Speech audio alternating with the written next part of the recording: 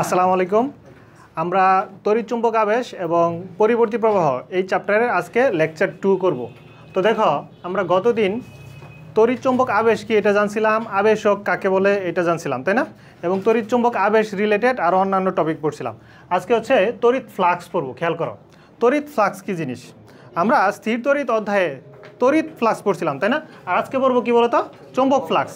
স্থির তড়িৎ অধ্যায়ে আমরা তড়িৎ ফ্লাক্স পড়ছিলাম। তড়িৎ ফ্লাক্সটা একটু রিপিট করি। দেখো, এরকম একটা পজিটিভ চার্জ, যে কোনো পজিটিভ চার্জ থেকে তড়িৎ বলরেখা বের হয়। আর নেগেটিভ চার্জে কী হয় বলো তো, তড়িৎ বলরেখা প্রবেশ করে। নেগেটিভ চার্জের মধ্যে যে কোনো সাইড থেকে তড়িৎ বলরেখা প্রবেশ করে। বোঝা গেছে?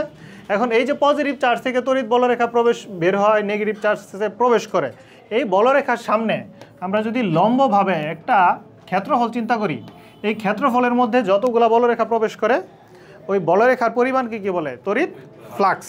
মনে করো এই ডায়েরিটা একটা ক্ষেত্রফল, এটার সামনে আমি হচ্ছে অনেকগুলো বলরেখা দিচ্ছি, ঠিক আছে? এটার মধ্যে প্রবেশ করলে এটাকে বলবো কি আমরা? তড়িৎ ফ্লাক্স। যদি এটা 90 ডিগ্রি, মানে এটা আমার এটার সাথে এটা এরকম লম্বভাবে রাখি, তাহলে সবচেয়ে বেশি বলরেখা প্রবেশ করে। আর যদি একটু কোনাকুনি রাখি তাহলে কম বলরেখা প্রবেশ করে, তাই না? এইভাবে সমান্তরালে রাখলে একটা বলরেখা প্রবেশ করে না। ক্লিয়ার? আচ্ছা, এই তো তড়িৎ ফ্লাক্সকে আমরা ফাই ই দিয়ে রিপ্রেজেন্ট করতাম, মানে ইলেকট্রিক ফ্লাক্স। এটা ছিল ই এ কস থিটা, ই এ কস থিটা, তাই না? ই কি ছিল? তড়িৎ বলরেখা। আর এ কি ছিল? ক্ষেত্রফল। এ কি ছিল? ক্ষেত্রফল। তো আমরা যেহেতু এখন চৌম্বক ফ্লাক্স পড়ব, চৌম্বক ক্ষেত্রকে আমরা বি দিয়ে প্রকাশ করি, তাই এটাকে লিখবো ফাই বি। তড়িৎ ফ্লাক্স ছিল ফাই ই, মানে ইলেকট্রিক ফ্লাক্স। আর চৌম্বক ক্ষেত্রকে আমরা বি দিয়ে প্রকাশ করি, তাই এটাকে কি লিখবো? Phi B. বুঝছো? তড়িৎ ফ্লাক্সের বেলায় কি প্রবেশ করতো? তড়িৎ বলরেখা। আর এবার চৌম্বক ফ্লাক্স আলোচনা করতেছি, এবার প্রবেশ করবে কে? চৌম্বক বলরেখা। আর সামনে থাকবে লম্বভাবে কি বলতো? ক্ষেত্রফল। বোঝা গেছে?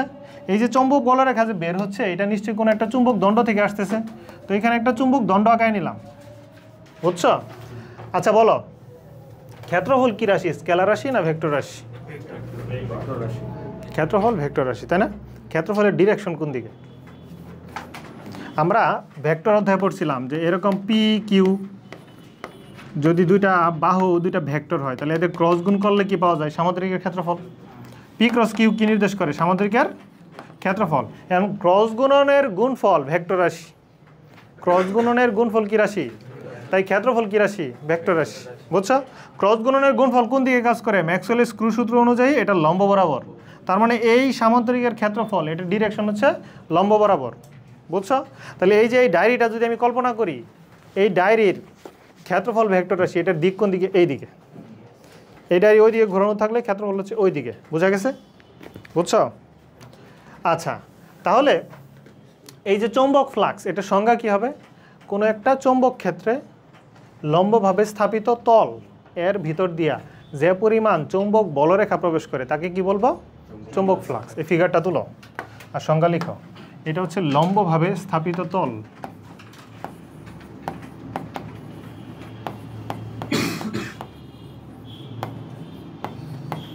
লম্বভাবে স্থাপিত তল। আর এই বি, এগুলো হচ্ছে চৌম্বক বলরেখা।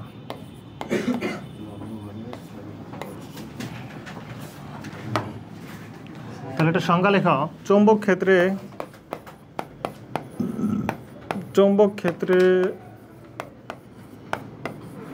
লম্বভাবে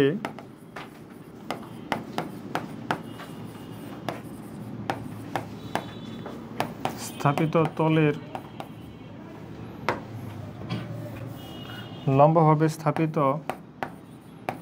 তলের মধ্য দিয়ে যে পরিমাণ চৌম্বক বলরেখা প্রবেশ করে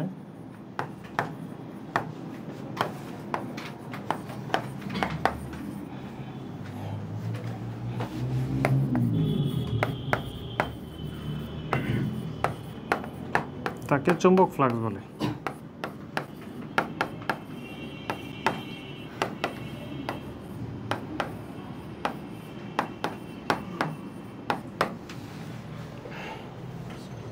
আচ্ছা দেখো, এখানে আমাদের সংজ্ঞার মধ্যে দুইটা রাশির কথা বলা আছে। একটা হচ্ছে লম্বভাবে স্থাপিত তল, এটা কিন্তু ভেক্টর রাশি। নির্দিষ্ট দিকে যে তলের ক্ষেত্রফল এটা কী রাশি? ভেক্টর রাশি। এর মধ্য দিয়ে যে পরিমাণ চৌম্বক বলরেখা প্রবেশ করে এটাও ভেক্টর রাশি, তাই না? তাহলে চৌম্বক ফ্লাক্স, অতএব চৌম্বক ফ্লাক্স এটাকে আমরা প্রকাশ করব ফাই দিয়ে। চৌম্বক ফ্লাক্সকে ফাই দিয়ে প্রকাশ করব, ফাই বি। তাহলে দেখো চৌম্বক flux phi B equal to হবে বি ডট এ। বি হচ্ছে বলরেখা আর এ কি বলতো? ক্ষেত্রফল। তাহলে বলো তো চৌম্বক ফ্লাক্স এটা স্কেলার রাশি না ভেক্টর রাশি? স্কেলার রাশি, কারণ আমরা পড়ছি ডট গুণনের গুণফল কি হয়? স্কেলার রাশি। আর ক্রস গুণনের গুণফল কি হয়? ভেক্টর রাশি। মনে থাকবে? তাহলে বি ডট এ যদি থাকে, পি ডট কিউ এর সূত্র কি? P Q cos theta. P cross Q এর সূত্র কি? পি কিউ সাইন থিটা, তাই না? এটা থাকে সাথে একক ভেক্টর বোঝানোর জন্য। তো যাই হোক, এইখানে বি ডট এ আছে, তাহলে আমরা এইভাবেও লিখতে পারি যে ফাই বি ইকুয়াল টু হচ্ছে B A cos theta. Phi B equal to হচ্ছে বি এ কস থিটা, ঠিক আছে? চৌম্বক ক্ষেত্র একটু লিখে রাখো, এখানে স্টার্ট দিয়ে লিখো, এখানে স্টার্ট দিয়ে লিখো চৌম্বক ফ্লাক্স স্কেলার রাশি। চৌম্বক ফ্লাক্স, নাহিদ বসে থাকো, চৌম্বক ফ্লাক্স স্কেলার রাশি।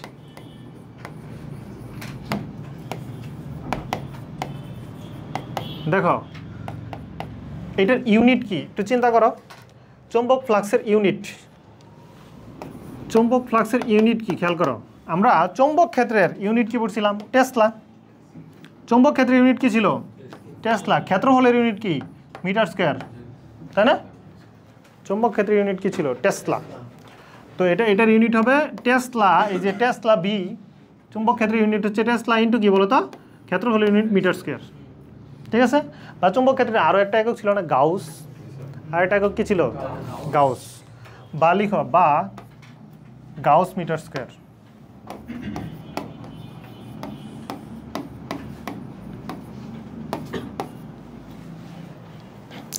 চৌম্বক ক্ষেত্রের একক হচ্ছে টেসলা মিটার স্কয়ার বা গাউস মিটার স্কয়ার। ওকে, আচ্ছা, তাহলে আমরা কি শিখলাম এতক্ষণে? চৌম্বক ফ্লাক্স, তাই না? চৌম্বক ফ্লাক্স সম্পর্কে শিখলাম আমরা। এখন বলো চৌম্বক ফ্লাক্স কখন ম্যাক্সিমাম হবে, কখন মিনিমাম হবে?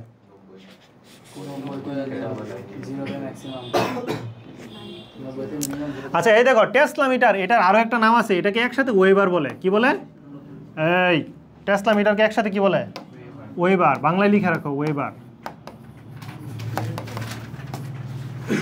টেসলা মিটার স্কয়ার বা একসাথে কি বলে? ওয়েবার।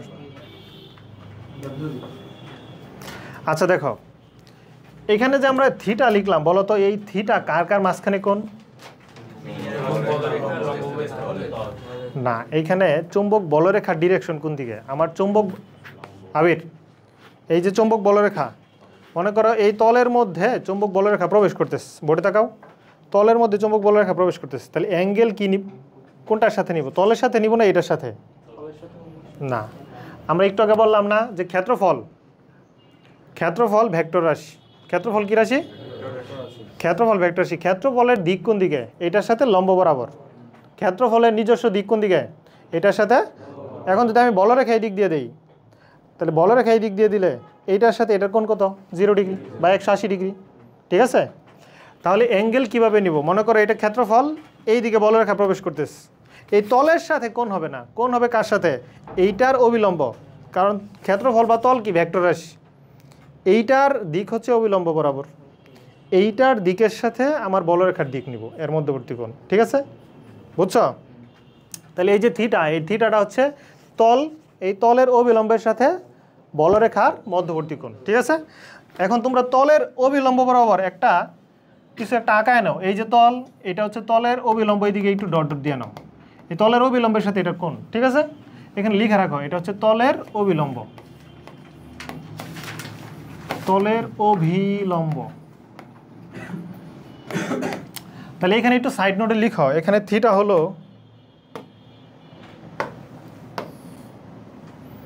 এখানে থিটা হলো তলের অভিলম্বের সাথে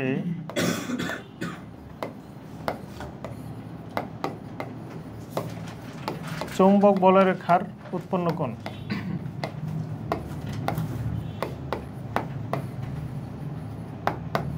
চৌম্বক বলরেখার উৎপন্ন কোণ। আচ্ছা, তারপর বলো থিটা যদি 0 ডিগ্রি হয় তাহলে ম্যাক্সিমাম হবে না থিটা 90 ডিগ্রি হলে ম্যাক্সিমাম হবে? এখানে লিখো থিটা 0 ডিগ্রি হলে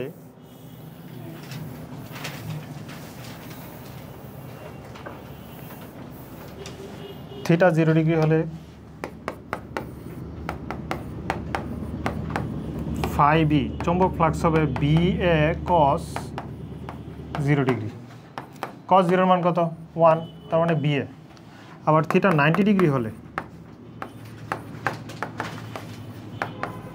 ফাই বি হবে বি এ কস 90। কস 90 এর মান হচ্ছে 0। তাহলে আমরা দেখতেছি থিটা 0 ডিগ্রি হলে এটা ম্যাক্সিমাম থাকে, আর থিটা 90 ডিগ্রি হলে এটা কি থাকে? মিনিমাম, তাই না? এখন তোমার প্রশ্নে খেয়াল করো, তোমার প্রশ্নে অবিলম্বের সাথে কোণ দেয়া থাকতে পারে অথবা তলের সাথে কোণ দেয়া থাকতে পারে। টিচার এখানে পেঁচাইতে পারে। দেখো তোমাকে যদি প্রশ্নে বলে যে তলের সাথে, সবাই বোর্ডে তাকাও, তলের সাথে 90 ডিগ্রি কোণে বলরেখা প্রবেশ করতেছে, তাহলে থিটা কত ধরবো? 90 না 0? 0, কারণ তলের সাথে আমরা কোণ নেই না। তো কোণ কার সাথে নেই? তলের অবিলম্বের সাথে উৎপন্ন কোণ নেই। ক্লিয়ার? বুঝছো? আর যদি প্রশ্নে বলেই দেয় যে তলের অবিলম্বের সাথে 90 ডিগ্রি কোণ, তখন থিটা আসলে কত? 90। ক্লিয়ার? আচ্ছা, তাহলে আমরা ফ্লাক্স শিখলাম, চৌম্বক ফ্লাক্স। বুঝছো এটুকু? নেক্সট টপিক লেখো, ফ্যারাডের সূত্র। চৌম্বক ফ্লাক্স শিখলাম আমরা, এবার লিখো ফ্যারাডের সূত্র।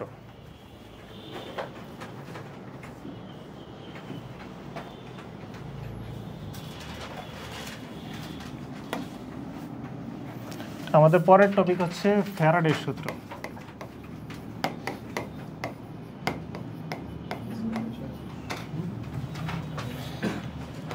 দেখো ফ্যারাডের দুইটা সূত্র।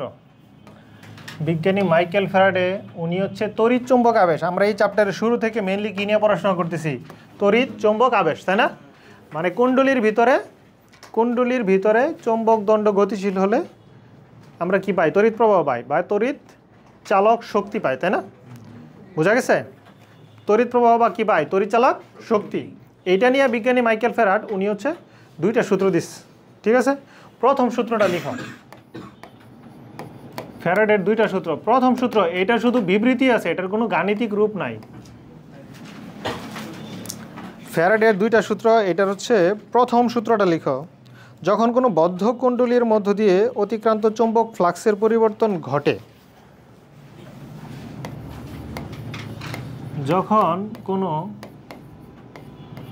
বদ্ধ কুণ্ডলীর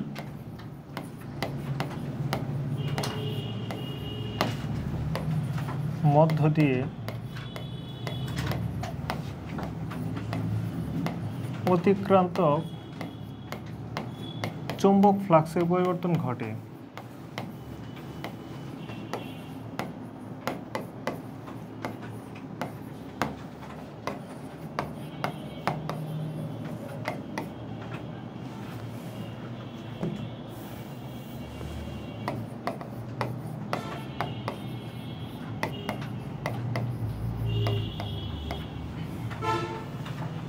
তখন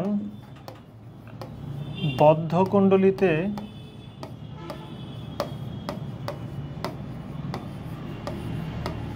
তড়িৎচালক শক্তি বা বল, তড়িৎচালক শক্তি বা বল আবিষ্ট হয়।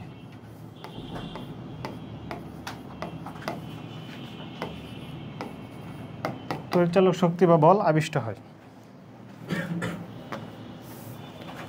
চৌম্বক ফ্লাক্সের পরিবর্তন না ঘটলে, চৌম্বক ফ্লাক্সের পরিবর্তন না ঘটলে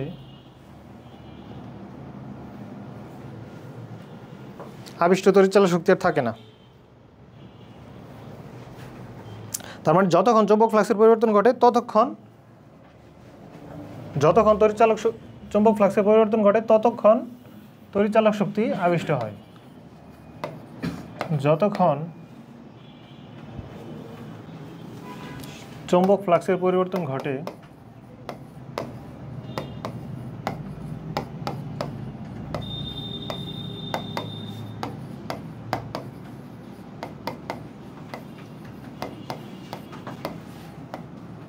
ততক্ষণ তড়িৎচালক শক্তি আবিষ্ট হয়।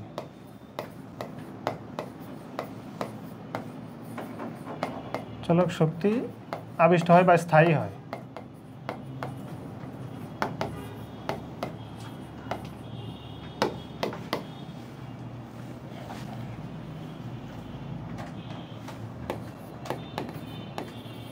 আচ্ছা, এটা যদি আমরা একটু ফিগারে দেখি কিরকম হয় দেখো।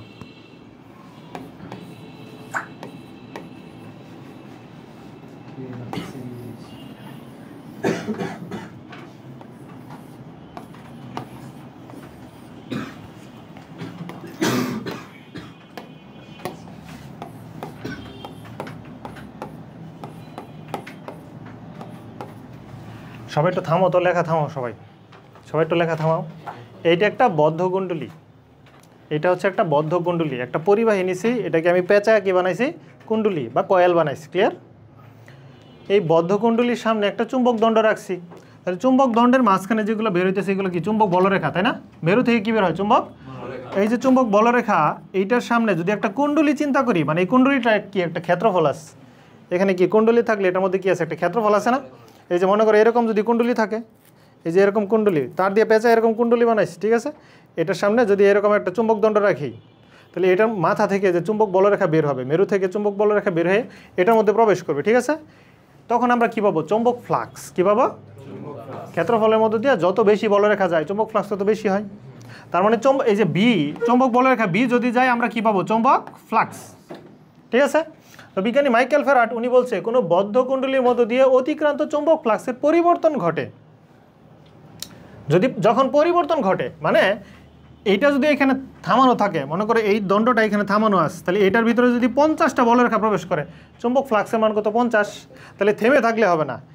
এইরকম কুণ্ডলীর সামনে এরকম একটা দণ্ড চুম্বক থেমে থাকলে 50টা ফ্লাক্স প্রবেশ করলে 50টায় থাকবে, এটা চেঞ্জ হবে না। কিন্তু ফ্লাক্স কি বলছে? চুম্বক ফ্লাক্সের কী করতে হবে বলো তো? পরিবর্তন। তো পরিবর্তনটা আমরা কীভাবে করব? এইটাকে যদি আর একটু সামনে নেই, দেখো তো, এটাকে যদি সামনে নেই, একদম কাছাকাছি নেই, তাহলে সবগুলা বলরেখা প্রবেশ করে। যদি 50টা বলরেখা থাকে সবাই প্রবেশ করে, ঠিক আছে? যদি দূরে নিয়ে আসি তখন দেখো তো এই সাইডেরগুলা বেঁকে চলে যায় না, সাইডেরগুলা বেঁকে বাইরে চলে যায়, তো তখন এই দুইটা তো আর প্রবেশ করবে না, তখন এগুলো কম হবে। তার মানে এটাকে যদি আমরা গতিশীল রাখি, খেয়াল করো, আমরা কাছে নিব দূরে নিব, কাছে নিব দূরে নিব, যদি লাস্ট বেঞ্চ আমরা যদি গতিশীল রাখি, কাছে নেই দূরে নেই, তাহলে কন্টিনিউয়াস পরিবর্তন হয়। পরিবর্তন হইলে উনি বলতেছে কুণ্ডলীর মধ্যে, মানে এই জায়গার মধ্যে তড়িৎচালক শক্তি আবিষ্ট হয়। আবিষ্ট হয় মানে কি? আবেশ হয়, মানে হঠাৎ করে তার মধ্যে তড়িৎচালক শক্তি বা তড়িৎ প্রবাহ উপস্থিত হয়, ঠিক আছে? আর যদি আমরা যতক্ষণ এটা গতিশীল করব, পরিবর্তনটা যতক্ষণ চলবে ততক্ষণ এই তড়িৎচালক শক্তি থাকবে। যতক্ষণ চৌম্বক ফ্লাক্সের পরিবর্তন ঘটে ততক্ষণ তড়িৎচালক শক্তি স্থায়ী হয়, আদারওয়াইজ স্থায়ী হয় না। বুঝছো? তো বিজ্ঞানী মাইকেল ফ্যারাড উনি হচ্ছে ওনার প্রথম সূত্রে এটা নিয়ে জাস্ট বিবৃতি দিছে, কোনো গাণিতিক সম্পর্ক দেখায় নাই। এটা নিয়ে আমরা গত দিন আলোচনা করছিলাম, তাই না? আজকে সূত্র আকার আলোচনা করলাম। তারপর লিখো দ্বিতীয় সূত্র। কিভাবে হবে? স্থির রাখলে পরিবর্তন হবে না, ফ্লাক্স প্রবেশ করলে হবে না। ফ্যারাড বলছে ফ্লাক্সের কি হইতে হবে? পরিবর্তন। জাস্ট আমি স্থির রাখলাম, 50টা বলরেখা প্রবেশ করলো, তো কি হয়েছে? পরিবর্তন হইতে হবে। 50 অথবা 100 এরকম ফিক্স থাকলে হবে না, ঠিক আছে? কন্টিনিউয়াস চেঞ্জ হইতে হবে।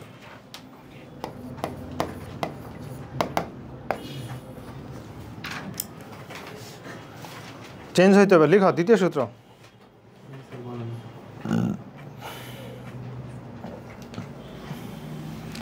কোনো বদ্ধ কুণ্ডলীতে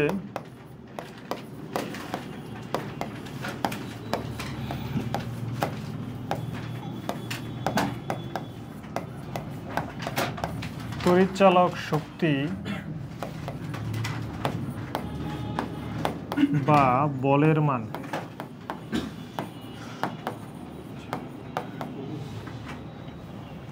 কোনো বদ্ধ কুণ্ডলীতে তড়িৎচালক শক্তি বা বলের মান ওই কুণ্ডলীর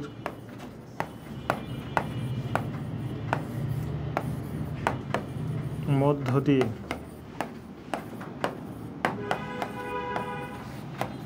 অতিক্রান্ত চুম্বক ফ্লাক্সের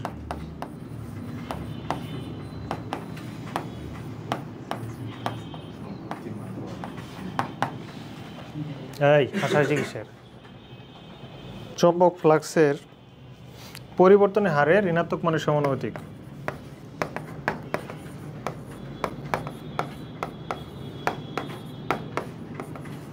হারের ঋণাত্মক মানের সমানুপাতিক।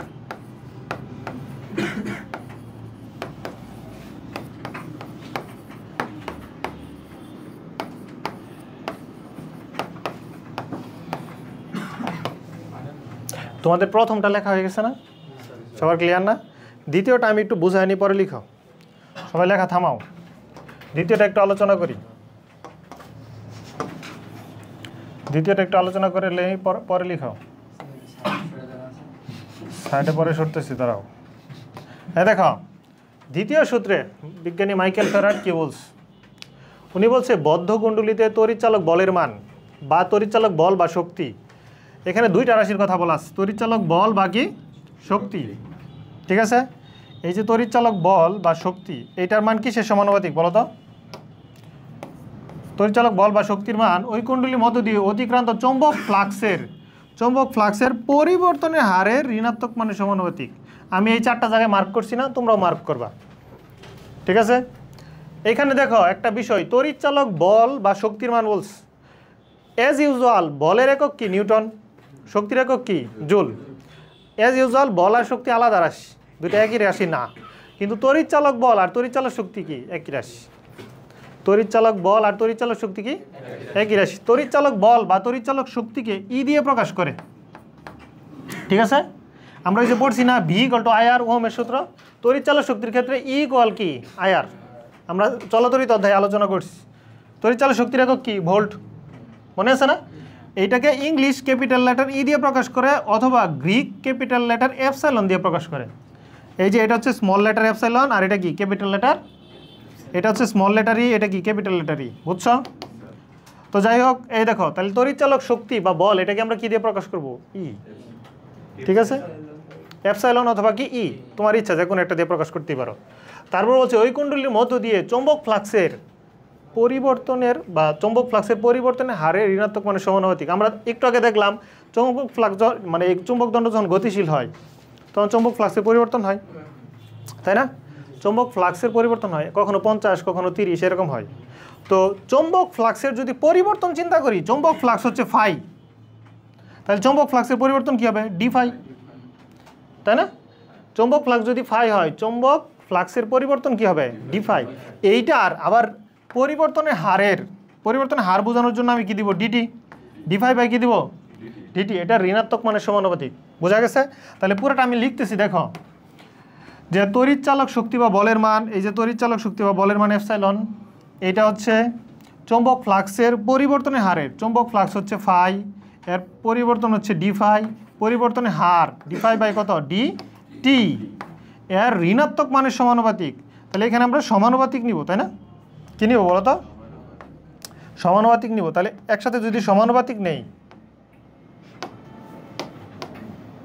দেখো এখানে যদি সমানুপাতিক নেই তাহলে কি হয়? এখানে সমানুপাতিক নিলে একেবারে যে ইকুয়াল না এপসাইলন ইকুয়াল না লিখে আমি লিখবো সমানুপাতিক, তাই না? এটা হচ্ছে এই যে ডি ফাই বাই ডিটি, এরকম না? ঋণাত্মক মান, তাই মাইনাস, বুঝছো? আবার বলতেছি, কোনো বদ্ধ কুণ্ডলীতে তড়িৎচালক শক্তি বা বলের মান, তড়িৎচালক শক্তি বলের মান কি?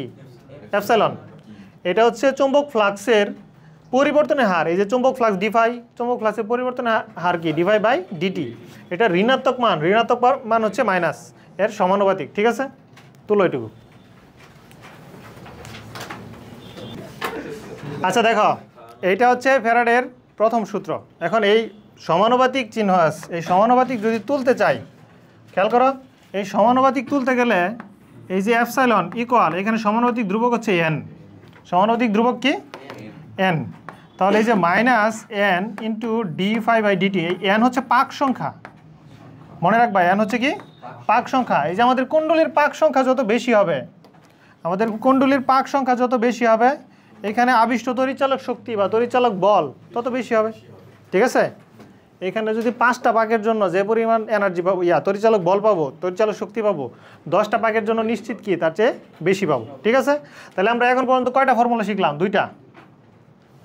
দুইটা ফর্মুলা শিখছি না? একটা হচ্ছে ফ্লাক্সের আর একটা কার? তড়িৎচালক শক্তির বা তড়িৎচালক বল। বোঝা গেছে? তুলছো ওইটুকু? তোলা শেষ করে একটা ম্যাথ সলভ করবো। তুলো এটা তুলো না। দেখো এই যে এই প্রশ্নে বলা হচ্ছে এত ক্ষেত্রফল, তাহলে ক্ষেত্রফল দেওয়া আছে তাই না? 0.2 মিটার স্কোয়ার কোনো সুষম চৌম্বক ক্ষেত্রের সাথে লম্বভাবে, এই যে কনফিউশনটা এই জায়গায় তৈরি হয়, চৌম্বক ক্ষেত্রের সাথে লম্বভাবে, কিন্তু আমরা যে অ্যাঙ্গেলটা নেই এই চৌম্বক ক্ষেত্রের সাথে লম্বভাবে, আমাদের যে অ্যাঙ্গেলটা নেই এটা কি চৌম্বক ক্ষেত্রের অবিলম্বের সাথে লম্বভাবে, তাই না? তো যদিও লম্বভাবে বলছে, আমরা থিটা কত নিব? 0 ডিগ্রি। ঠিক আছে, তারপর এখানে বলছে চৌম্বক ফ্লাক্স এত ওয়েবার, চৌম্বক ফ্লাক্স 6 × 10⁻⁻6 ওয়েবার। চৌম্বক ক্ষেত্রের মান কত? চৌম্বক ক্ষেত্র B = what? এটা হচ্ছে প্রশ্ন। তাহলে আমরা অলরেডি জানি ফাই বি = BA cos কত ডিগ্রি? BA cos 0 ডিগ্রি, তাই না? এইখানে যেহেতু থিটা 0 ডিগ্রি তাই 0 ডিগ্রি। তাহলে অতএব B = phi B by B A cos 0 degree, তাই না? মান বসাও। 6 এর মান 0.2 ইন্টু cos 0 মান হচ্ছে 1, তাই না? রেজাল্ট মিলে না? 3 × 10⁻⁵, তাই না? আচ্ছা, পরে আরেকটা অঙ্ক করি আমরা। করব ফ্যারাডের সূত্র রিলেটেড।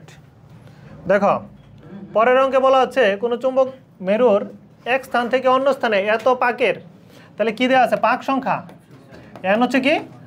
পাক সংখ্যা 100।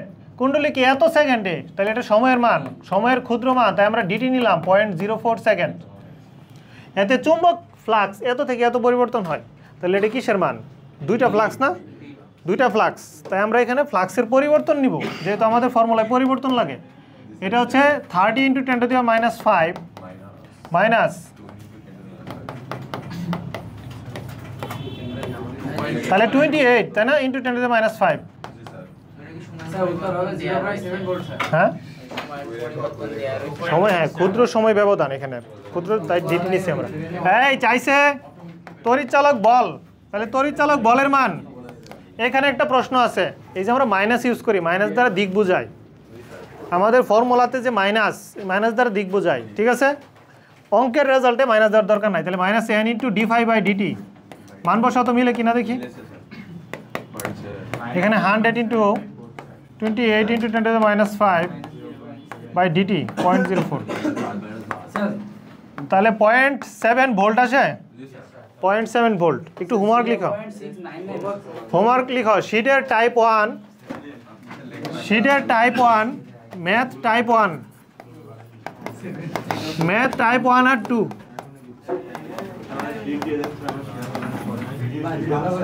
সবাই হোমওয়ার্ক লিখো। অফ করে দাও।